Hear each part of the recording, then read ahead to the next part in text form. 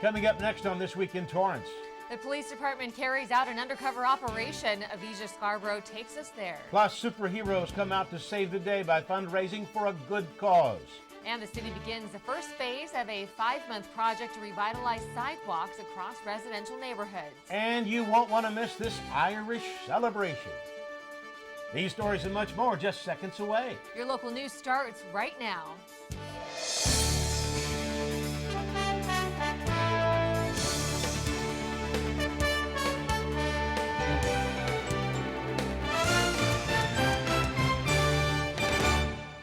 Hello, everyone, and welcome to This Week in Torrance. I'm Jin Chun. And I'm Ben McCain. Thanks for joining us. Here are your top stories. It was hard not to miss the large flames coming from Exxon Mobil recently. The Torrance Fire Department responded to Exxon Mobil for a possible hazmat situation. A large flaring event was said to have been caused by a brief power outage reported around 6:15 Wednesday evening. It may have just looked more alarming than it actually was. But as a precaution, the flaring prompted the Joint Unified Command to activate Del Amo road barriers, blocking access onto the bridge from Crenshaw and Del Amo. The Torrance refinery is said to have sent the South Coast Air Quality Management District a notification about the unplanned flaring.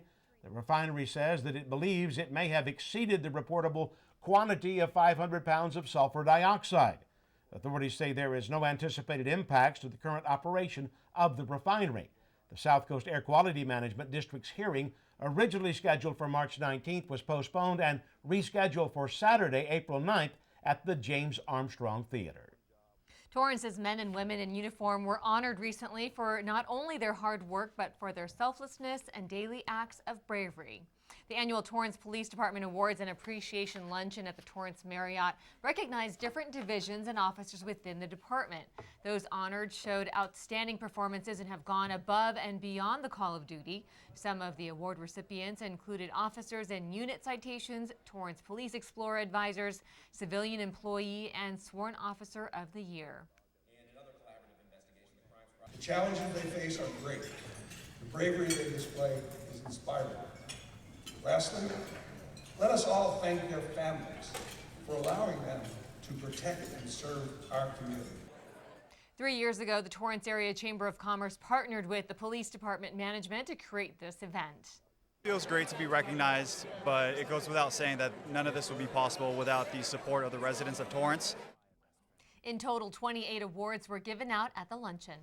The names are in for the candidates running for Torrance council member seats coming this June. Gangnam Ing, Mike Griffiths, Milton Herring, Leilani Kimmel, D'Agostino, Jeffrey Rizzo, and Awesome Sheikh are candidates vying to fill 3 open city council seats. If elected, officials can serve up to 2 4-year terms. As of February 2015, the city of Torrance had nearly 84,000 registered voters, but during the last city elections, only 17% came out to place their votes. It's not too late to register to vote. You can fill out an application and have it postmarked or delivered at least 15 days before elections. Don't forget, if you have moved or changed your name, you will have to re-register. You can pick up registration forms at many Torrance City offices, including the city clerk, the front lobby of City Hall, and libraries. The 3 candidates who receive the highest number of votes will get a seat. 8 forums sponsored by community groups are scheduled to take place for the public. Elections will be held on June 7th. Residents are encouraged to check out torrancevotes.org for more information. Torrance residents can expect smoother sidewalks over the next 5 months. Public Works crews were removing trees and roots west of Yukon and 177th Street. This sidewalk repair plan for handicap access is federally funded. The Public Works Department received money through the Community Development Block Grant Fund. The project will help tackle 3 of these designated problem areas throughout the city. Some of the next phases will include lifting the sidewalk and replacing them along with new gutters. Interesting fact, the city of Torrance has 550 miles of sidewalks and nearly 47,000 trees. Students across the Torrance Unified School District brought their best artwork to the table for a Healthy Logo competition. Hundreds of Torrance students' original artwork was up for judging by members of the Torrance Unified School District Wellness Committee. They are looking to pick one design to make it the committee's official logo to help spread the message of a healthy lifestyle. The grand prize winner will have an article written about them and be featured in the California Local School Wellness Policy Collaborative newsletter. Logos were judged based on whether they reflect the community's or the committee's mission of promoting health and wellness through school health, safety, and environment, nutrition, and physical education. The contest is definitely a way to get more people interested in both the purpose of the policy and to get people talking about health and wellness in the schools. So that's a definite first step. The Wellness Committee met in 2015 to revise and update the existing wellness policy across the Torrance School District. They overlook policies to make sure the health guidelines abide by current laws. I think I've definitely watched what I'm eating more. When I go to the cafeteria, I definitely notice more of like the variety of foods and more of the healthier options. There will be one winner from each elementary school, middle school, and high school, plus one grand prize winner. They will be announced next month. Local Torrance students worked hard to solve some tough math formulas recently. 15 schools from across Los Angeles County, including every middle school in Torrance, took part in an all-day math competition. Every match was timed, and Birtland Middle School took home 4th place. It's the first time in many years that a TUSD team even placed in this highly competitive tournament. Students solved challenging algebra and geometry problems that required out-of-the-box thinking under tight time constraints. Despite some tough competition, the students also were judged on their team and communication skills. The event scores teams as individuals and groups. Exxon Mobil has been a sponsor for the past 6 years. A local church kicked off the St. Patrick's Day festivities with phenomenal Irish dances. It was a fun-filled day at St. Catherine Librarian Church on Redondo Beach Boulevard in Torrance. They offered a delicious meal for St. Patty's Day as people got a taste of some corned beef and cabbage, a staple meal during this holiday. The tradition came from poor Irish immigrants who used to eat it. The event also offered live music and entertainment. The church has hosted this event for the past 56 years. All proceeds from the raffle went to student scholarships, and it was also put on by the Holy Name Society. Well, still ahead, doesn't that look delicious? Look at that! The community came together to chow down on some homemade spaghetti. We'll tell you why. Plus, it's almost coyote litter season. We have precautions you want to take. Women from all walks of life were honored for making a difference in communities across Los Angeles County. She's an example that hard work, determination, and talent is critical for success. The National Association for the Advancement of Colored People, also known as the NAACP, has made the Doubletree Hilton in Torrance their annual location for its Meritorious Women's Award, an event that not only brings Black female leaders together, but also gives the organization a chance to say thank you to the women in the communities that are doing great services to help youth. Some of the honorees included actress and comedian Lonnie Love, Ariva Martin, and the catering manager for the Doubletree Hilton, Beverly Stelly, who is also the author of Gone But Not Forgotten. The story takes readers back in time through her great-grandmother's life experiences. The book encourages people to never give up on their dreams. Everybody has something to contribute to life, to help somebody. And I advise you to please use these talents to help people, because it makes the world a better place for all of us. I think the youth need to know that these are their neighbors, maybe community people who take time to use their skills and their expertise to enhance the youth's life. 16 women were given awards. The vision of the NAACP is to ensure a society where individuals have equal rights without discrimination based on race. Family, friends, and the community gathered for the 45th annual Spaghetti Dinner fundraiser hosted by the Torrance Fire Department, where all the proceeds helped burn victims. Torrance CitiCABLE reporter Tao Ta has the story. With every scoop of sauce, every volunteer server, every bite, these Torrance firefighters are helping turn small victories into healing for burn victims. We had a firefighter that got burned about 45 years ago, and his wife got very active on people being burned, and our department came together as a whole because of this incident. 45 years later today, this fundraiser is still going strong. All the proceeds from tonight go to help young burn survivors ages 5 to 16 in a week-long residential summer camp called Champ Camp. And slurping up a plate full of spaghetti, rolls, salad, and taking home baked goods was just one way to go about it. The goal this year to raise at least $5,000. We have Girl Scouts from different troops that show up to assist. We have future firefighters from El Camino College and firefighters from the El Camino College that come in here and assist us. All different types of people come here and assist with this event to make it successful. And I think that's what really makes it special. To give you an idea of how much spaghetti sauce was made, it took about 300 pounds of pasta and over 100 gallons of sauce, all prepared for a good cause. Help support my cousin. He's a firefighter here at Torrance Fire Department. Anything that we can do to help fund that is a good thing, and you get to come out, enjoy some good food. Now, what's the secret to the special sauce? Well, I talked to retired Torrance firefighter Scott Schneider, who's been making this delicious recipe for the past 10 years. It's garlic and basil and some cheese and salt and pepper, a little sugar and some spices. As for these residents, coming together to enjoy a meal around a great cause was well worth it. And as some saying, they'll be back. It was excellent. It was really good. Yeah, you got to try it. It was yummy. The meat sauce. For Torrance CitiCABLE, I'm Tao Tao. Thanks, Tao. They served about 800 people this year and raised nearly $6,000. Well, hundreds came out to have some fun, all for a good cause. Torrance-based nonprofit organization Walk with Sally brought together people from all walks of life with a common tie. Torrance CitiCABLE reporter Hibba Summit has this story. Some of these kids here you would never guess. They've got a parent right now that's in bed with stage 4 terminal cancer. But for one day, these superheroes got a chance to just be kids. It's like a way for everybody to get together and spread happiness. For the past 4 years, Ariana Bender has been one of the mentees with Walk with Sally ever since she lost her dad in 2011. My dad was diagnosed with stage 4 lung cancer, and a few months after that, he shortly passed away. And that's when Bender turned to Walk with Sally, an organization that matches youth with mentors who have also experienced loss of loved ones by cancer. The way they make you feel welcome and relating to you, wanting to listen to your story and hear you talk. And every year, the organization puts on a bowl-a-thon fundraiser to remind everyone what it's all about.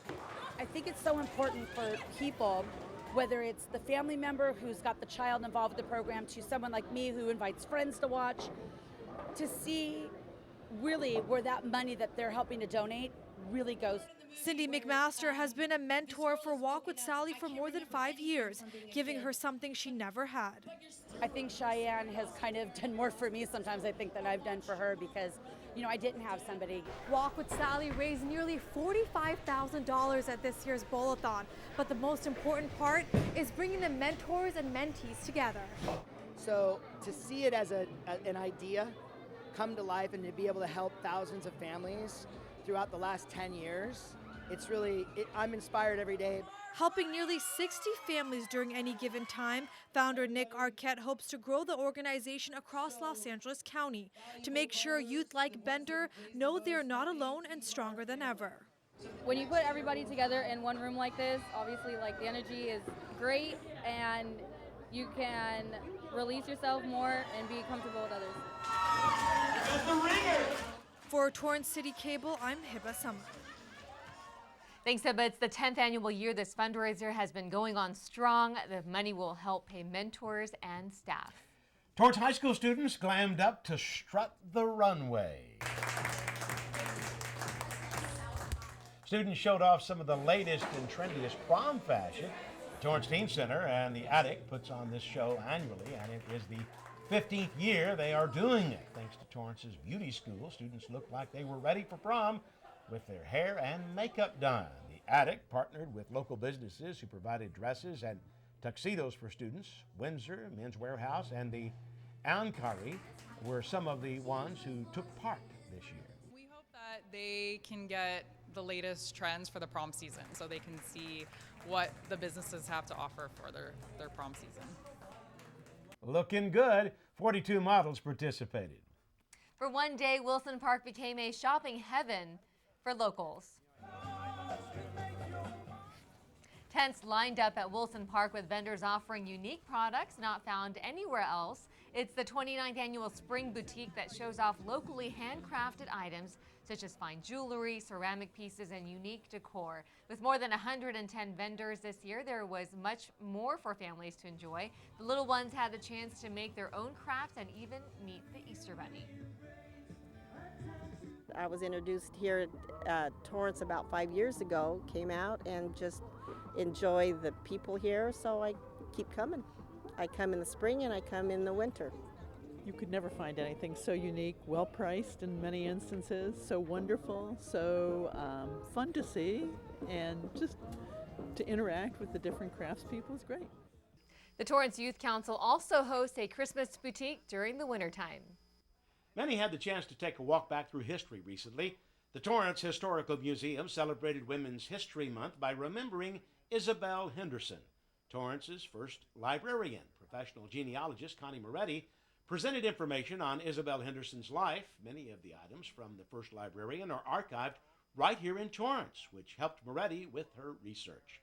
She shared with attendees that Henderson started the first library in the parlor of her home, located on Gramercy Avenue in Old Torrance, with just 300 donated books.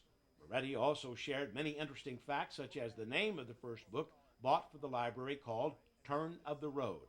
Attendees say they learned a lot. Isabel and her daughter was also a librarian, and they were cousins to Jared Sidney Torrance, which I didn't realize before. One of the purposes of the Historical Society Museum here is so that we preserve the past and present it to the folks right now, sort of for future generations. And learning about the past of our city is just wonderful to me. The Torrance Historical Society and Museum, where this event took place, was built in 1936 and is the first public Torrance library.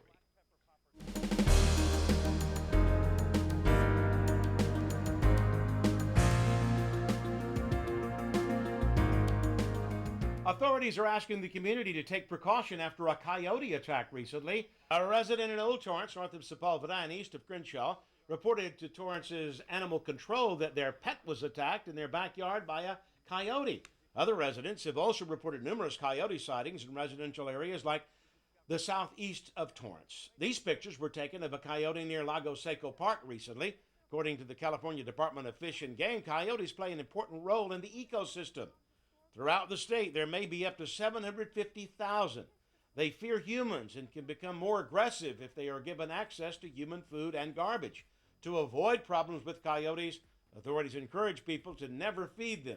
Don't leave pets or small children unattended. Install motion sensing lighting around the house and trim ground shrubbery so they can't hide easily. Always bring your pets inside your home at night and remove all sources of pet food and water areas surrounding your house. Authorities say that coyote sightings will increase over the next few months as they start to produce litters. If you have any questions, you can contact the Torrance Police Department at 310-618-5641. The Torrance Police Department set up an undercover sting operation recently in an effort to reduce underage drinking. Avisha Scarborough was there during the ride-along to bring us this story. The number one problem with teenagers, I would have to say, is alcohol and drug use. Officer Vasquez is hoping to make a difference when it comes to underage drinking, which results in thousands of DUI injuries each year. Curbing those statistics is a priority for the Torrance Police Department. The city of Torrance has a reputation, our department has a reputation of being very proactive. In addition to that, we care about our city, we care about our community. So with a grant from the Alcoholic Beverage Control Agency, Officer Vasquez and his team spent months preparing an undercover decoy operation, enlisting the help of a few underage cadets who approached people at the store to buy them beer. All right, he handed off the alcohol and he's going to be riding his bicycle westbound on the south sidewalk. Danny, you're good to go. One by one, people were caught supplying the minors with alcohol and were arrested and hit with a hefty fine, many of them instantly regretting such a senseless act that could have had far worse consequences. Seriously, no, I didn't think I was that bad of a drinker, But see, I'm that bad of a thinker because I didn't put two and two together about the car crisis. That could have hurt. Officer Vasquez says it's his mission to help educate the children as well as the adults. And I think that's probably the number one thing we could do, education, enforcement, and I mean, it all starts with the parents and within their households. Hey, I got low self-esteem. This is the 5th statewide shoulder tap operation, resulting in over 1,900 arrests. The lesson of the day: don't buy booze for minors. For Torrance CitiCABLE, I'm Avisha Scarborough. Thanks, Avisha. 4 arrests were made in Torrance that day, and 413 arrests were made statewide. The city of Torrance is now using one primary way of communicating to the public around the clock. The Torrance Fire Department has been picking up the last of the old RAN system from residents. The Radio Alert Network is no longer being used as a notification tool for the city. Officials are encouraging people to sign up for Torrance Alerts. The free system enables residents, visitors, and interested persons to stay informed in the event of an emergency by alerting you. It is a free service recommended as part of your emergency preparedness plan. All you have to do is register online, sign up with an email address, phone number, or both, customize your settings, and choose what kind of information you want and the method by which you want to receive messages. Go to torranceca.gov/Torrance Alerts. Once you arrive to the page, click the Torrance Alerts image on the center of the page. Then you're taken to a new page where you can register as many personal devices as you want. First step is to create a username. Then you can choose how you want to be alerted, whether it's by text, email, work, or home phone, just to name a few options. The system also asks you to pick the location you are interested in. Again, signing up is easy. Just go to torranceca.gov/Torrance Alerts.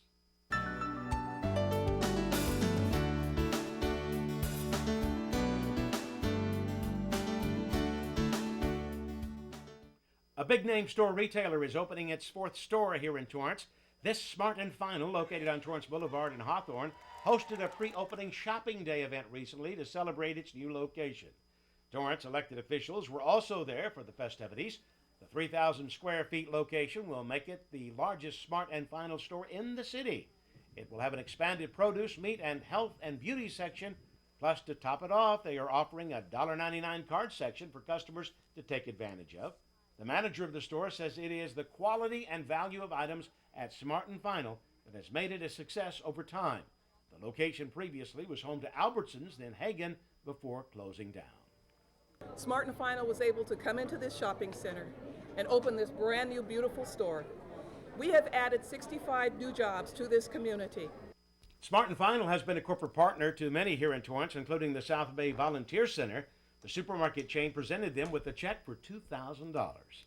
Well, still ahead, we have some exciting events that you won't want to miss. And the one and only Colin Kushner has some sports news coming right up. We'll have that and much more still ahead. But first, here's the current look at the weather outside.